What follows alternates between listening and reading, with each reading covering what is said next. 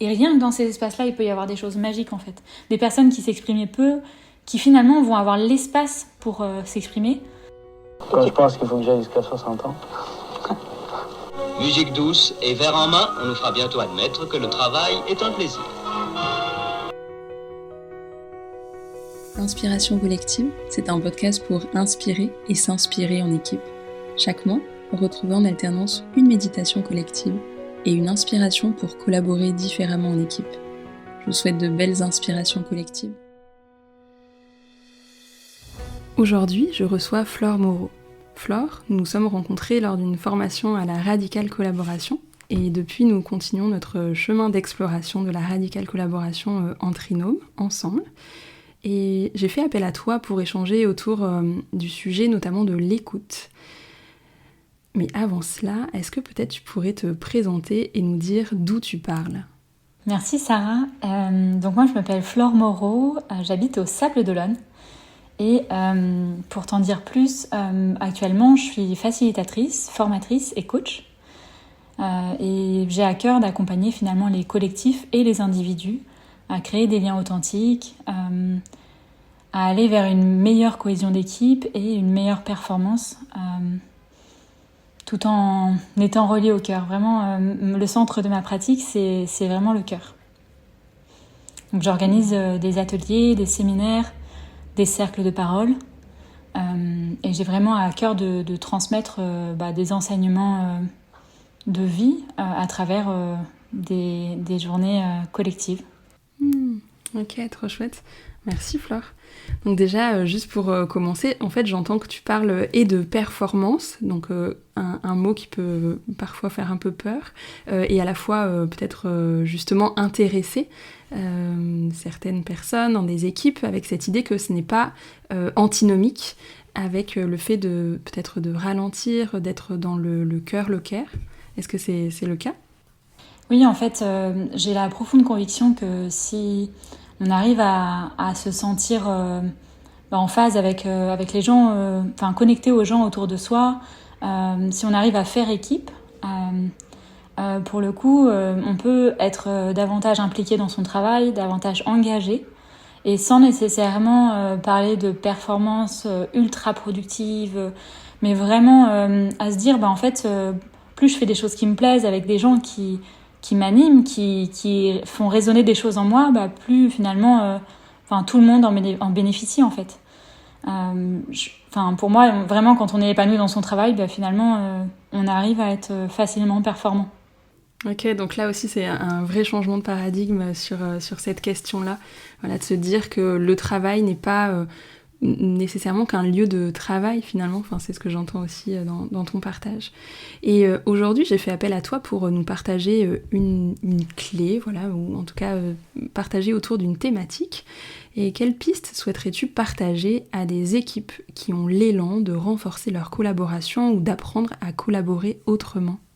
Pour moi, il y a quelque chose d'essentiel que je pratique à travers, dans tous mes espaces, que j'infuse à travers tous mes espaces. C'est vraiment l'écoute active.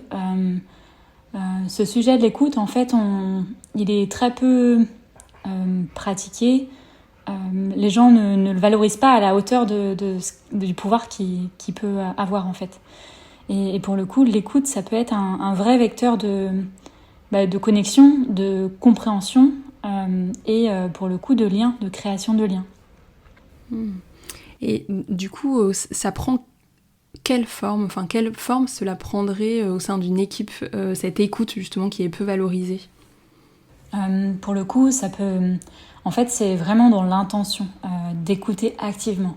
En fait, on a l'habitude d'entendre les choses, de vouloir finalement écouter pour répondre, de vouloir écouter pour avoir des choses à finalement... on est souvent dans notre tête quand on écoute, et l'idée, c'est vraiment d'ouvrir des espaces d'écoute active, et donc des espaces où toute notre attention va être sur ce que dit la personne, sur ce que dit l'autre, et où nous allons rester en silence. C'est vraiment ce que j'aime à créer dans les collectifs que j'accompagne, c'est vraiment d'offrir des espaces où la personne écoute pendant 5-10 minutes, et où l'autre parle va au bout de sa pensée, va exprimer des choses. De toute façon, l'autre personne est dans une écoute telle que elle ne peut pas intervenir en fait. Et de créer ces espaces d'écoute-là, ça permet à chacun d'identifier des choses en soi et surtout de créer en fait, pour la personne qui parle, de se sentir écoutée, vue, entendue et comme accueillie en fait dans ce qu'elle est, et à la personne qui reçoit de réellement être présent à l'autre, présent à soi. La posture est totalement différente de toutes les postures qu'on a l'habitude d'avoir au quotidien. Et pour le coup, dans une équipe, avoir des moments en binôme, en trinôme pour s'écouter, pour réellement communiquer autour d'une problématique, autour d'un sujet qu'on aimerait davantage développer, et laisser à chacun de l'espace équivalent, équitable pour s'exprimer. Pour le coup, c'est très précieux. Et du coup, là, tu vois, ça me fait repenser à des expériences où j'ai déjà fait vivre ça à des professionnels, mais aussi à des étudiants en travail social. Je me rappelle vraiment tout à fait ce moment où je propose à, par exemple, un binôme d'aller, d'avoir 5 minutes, une personne parle, 5 minutes, l'autre personne parle, et pendant le premier temps, l'autre personne écoute pleinement. Et où vraiment je voyais que c'était quelque chose, enfin ce qui était relaté, c'est que c'était très difficile. Finalement, c'est pas naturel, il y a l'envie de rebondir, etc. Et qu'est-ce qui fait, c'est quoi le changement, enfin qu'est-ce que ça peut amener d'offrir ces espaces d'écoute-là? Alors ça peut amener à la personne qui parle davantage d'espace pour elle-même en fait aller au bout de sa pensée, elle-même cheminer suffisamment. En fait, quand on a un échange, on intervient, on interagit, et donc on va pas au bout de ce qu'on pourrait, de la réflexion qu'on pourrait porter. Et pour le coup, là, il y a vraiment un espace où on va pouvoir exprimer toutes les idées sans se sentir jugé, parce qu'il y a vraiment un cadre et des règles à poser avant, en fait. De non-jugement, de bienveillance, de confidentialité. Il y a vraiment un cadre qui permet à la personne de se sentir pleinement libre de s'exprimer. Et bien sûr, le sujet en entreprise peut être choisi, décidé à l'avance par tout le monde. Et pour le coup, en fait, une fois que le cadre est posé et que les gens savent dans quoi ils vont s'embarquer, entre guillemets, pour le coup, ça laisse vraiment à la personne la possibilité d'ouvrir son champ de créativité, d'ouvrir sa réflexion autour de différents sujets, quoi. Et pour la personne qui écoute, ça peut lui permettre... pour moi, la présence à l'autre est primordiale. Ça permet vraiment... Finalement, dans notre quotidien, on est peu présent à l'autre. Et ça permet vraiment de découvrir l'autre d'une autre manière. Et d'être dans un espace de bienveillance et de non-jugement, c'est une pratique qui est peu pratiquée également. Et peut-être juste avant de revenir sur les préconisations, parce que j'ai commencé à entendre quelques bribes, je me posais la question, à quel moment finalement tu proposes de pratiquer cette écoute? Parce que si je me mets dans la peau d'une personne qui travaille au sein d'une équipe, qui fait partie d'une équipe, soit en tant que personne faisant partie, soit en tant que peut-être personne qui va devoir animer cette équipe, je me dis mais attends, mais on peut pas écouter tout le temps. Voilà, peut-être je tire un peu le trait. Est-ce que ça veut dire que à chaque fois qu'on est en réunion, il faut laisser les personnes aller jusqu'au bout? Est-ce que c'est possible de s'interrompre? Enfin, en fait, à quel moment? En même temps, en te disant ça, je me dis bah oui, ce serait tellement beau des réunions où les gens juste vont au bout de leur parole, mais peut-être en tout cas, dans quel cadre, à quel moment pratiquer cette écoute active? Pour le coup, tu vois, pour moi, c'est vraiment des temps qui sont posés, dans le sens où, en fait, qui sont définis à l'avance pour que, finalement, le temps, l'espace de réunion, les espaces communs habituels, que finalement, on n'y touche pas, mais que ça soit davantage des moments qu'on va réserver à des espaces d'écoute, en fait. Des moments, lors d'ateliers, de séminaires, qui est vraiment des espaces dans ces ateliers et séminaires, que ça soit vraiment ponctuel, pour au moins commencer à introduire en fait l'écoute active. Et si à certains moments, par exemple lors d'un entretien individuel, en fait, il y aurait cette possibilité d'écoute active. En fait, la personne s'exprime sur ce qu'elle ressent, ce qui est juste pour elle par rapport à une question ou à un point donné, et l'autre personne va s'exprimer également. Et donc là, en fait, c'est vraiment de définir des espaces où en fait il y aura le temps, la confiance suffisante pour pouvoir le faire. Il y a vraiment une notion de sécurité psychologique, de vraiment se sentir suffisamment en sécurité pour que l'écoute active finalement soit encore plus bénéfique, quoi.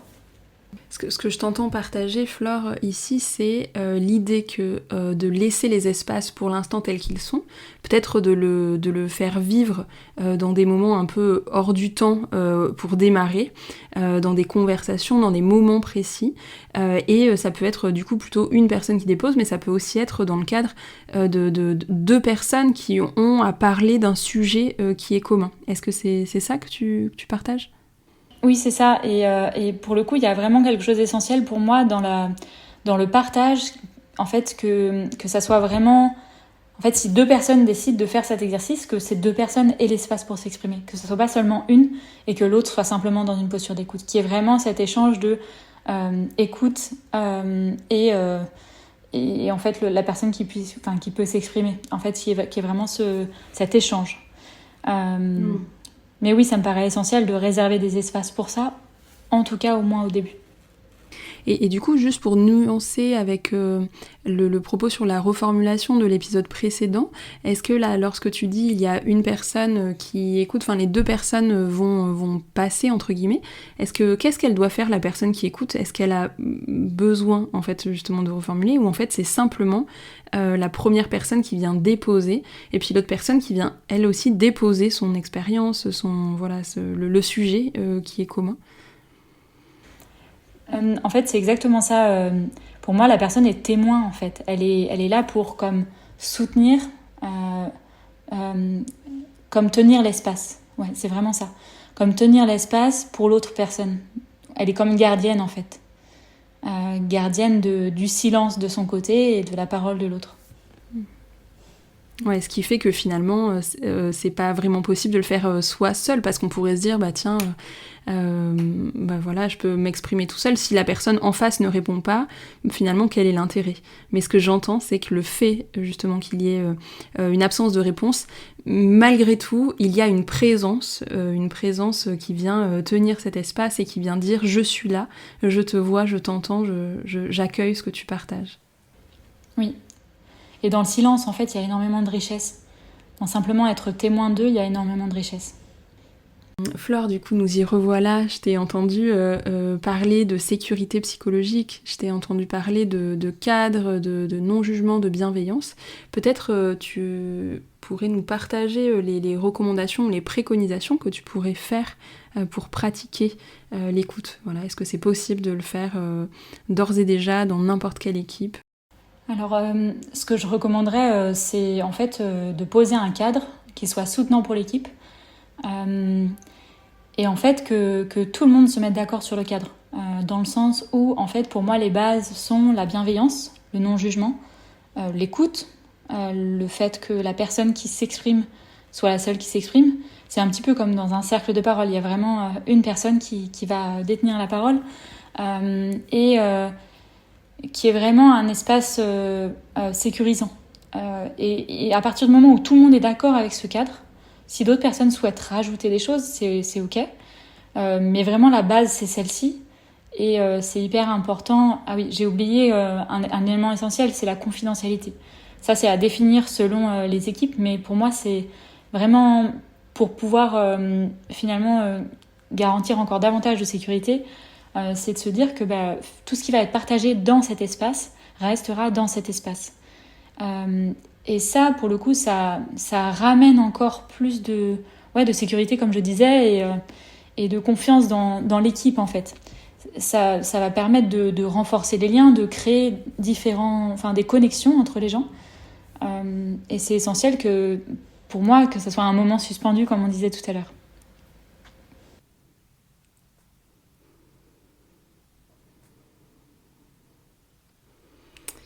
Merci Flore.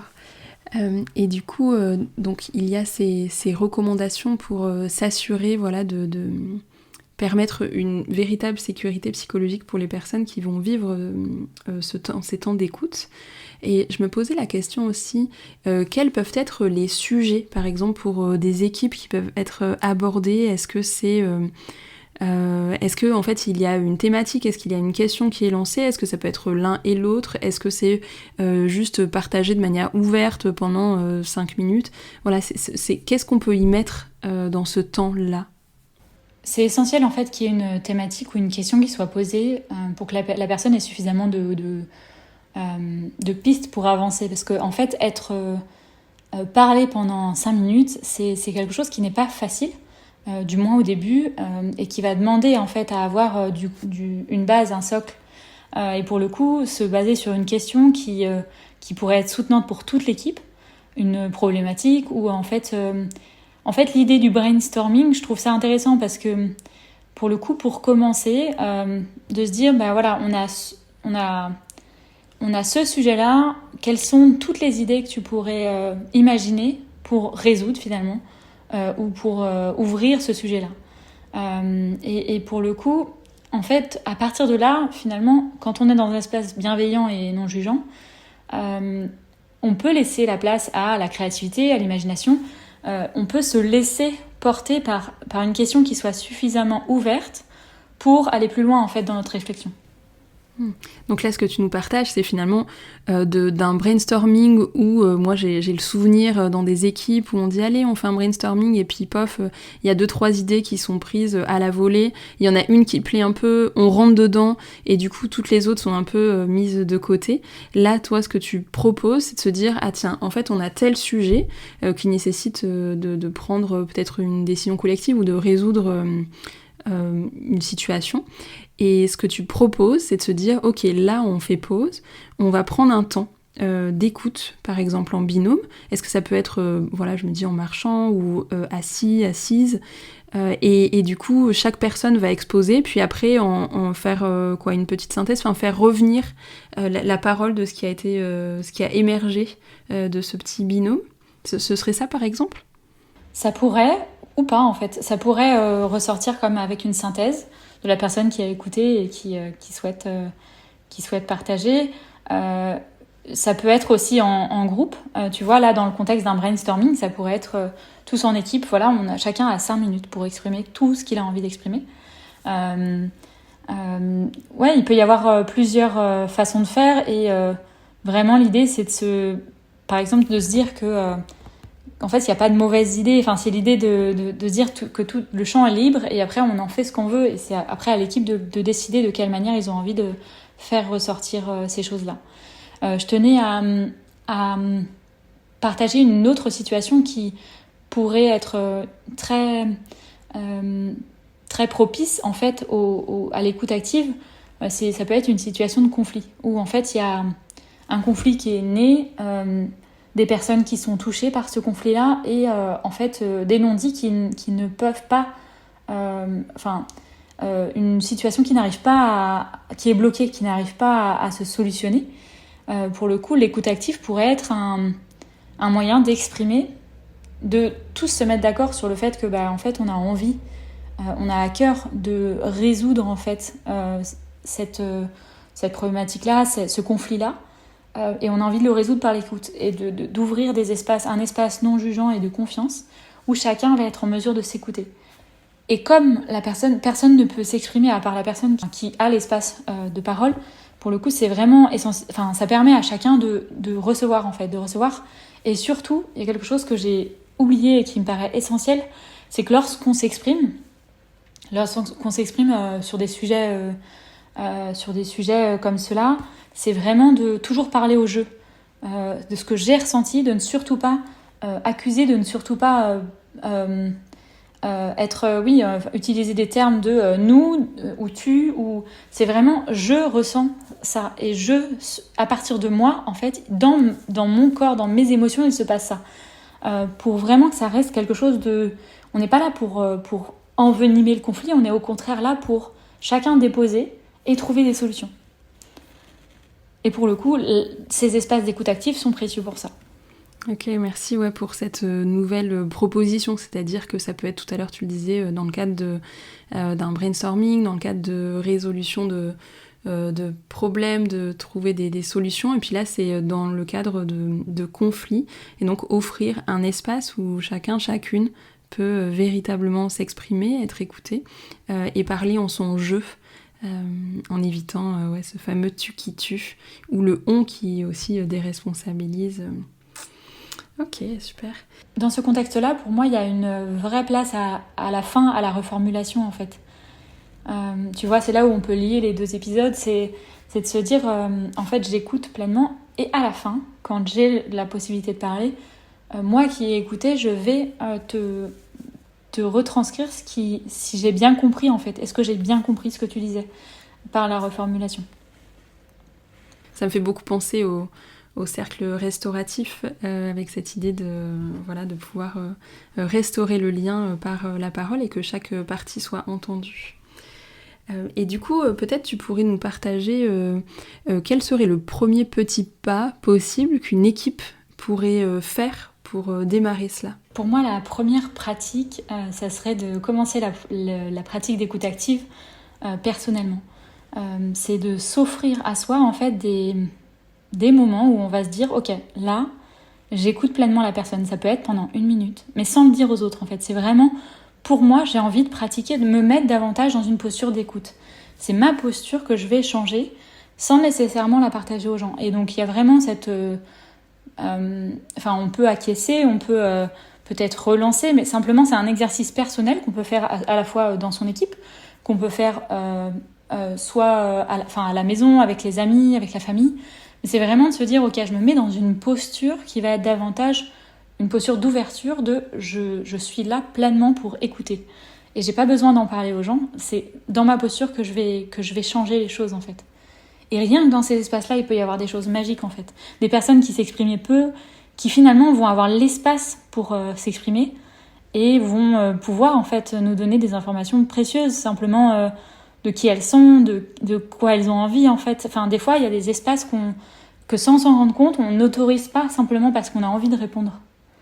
Simplement parce qu'on a envie d'ajouter quelque chose à la conversation. Et là, c'est vraiment de changer de posture. Ouais, merci, c'est très précieux ce que tu partages. Ce que j'aime beaucoup, en tout cas, dans ce partage, c'est l'idée que il y a un peu comme un double chemin. Il y a le chemin de faire changer le système et donc faire qu'une équipe embrasse pleinement ces pratiques-là. Et à la fois, parfois, ça peut être un peu risqué de sentir le décalage, de sentir que j'aurais envie, par exemple, de faire changer ces pratiques-là, puis que l'équipe est pas prête ou que je me retrouve confrontée à un mur. Et à la fois, je peux déjà commencer à changer ma posture. Ça me redonne un peu de pouvoir d'agir dans le fait de le faire moi à ma hauteur. Et alors, bien évidemment, l'un et l'autre, le travail individuel et la dimension systémique sont vraiment essentiels. C'est vraiment comme 2 chemins qui doivent être tracés ensemble. Donc bien sûr, il peut y avoir de la lassitude quand le système ne change pas. Mais ce que j'entends, c'est que déjà, juste à son échelle, il est possible d'agir. Et Flore, peut-être pour terminer, pour élargir la communauté des personnes interviewées dans ce podcast, est-ce que tu penses à une personne qui t'inspire et qui qui pourrait être invitée ici ? Alors, je pense à 2 personnes. Je pense à Alizé Echen qui m'a permis de rentrer, de naître dans le monde de la facilitation. Et je trouve que les partages, le podcast qu'elle a créé, qu'on a créé ensemble, est vraiment précieux et riche en pépites à partager.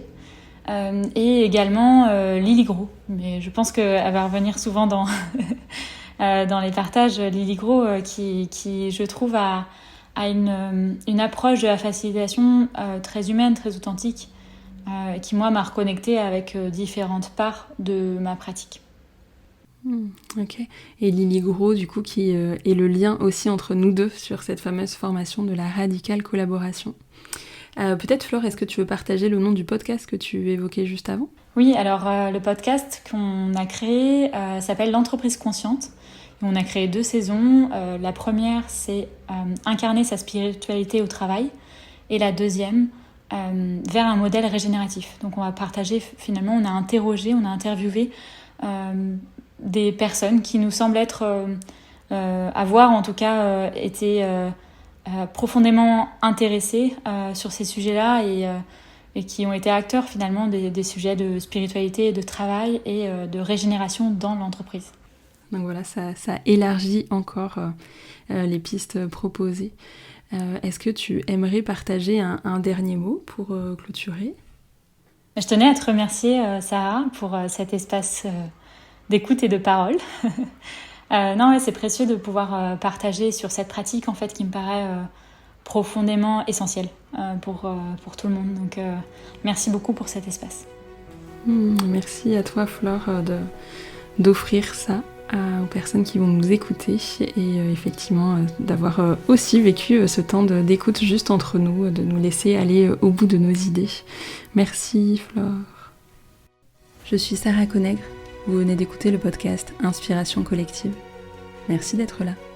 On se retrouve très vite pour un nouvel épisode et d'ici là, partagez-le pour amener plus de soins et de collaboration dans le monde. À très vite.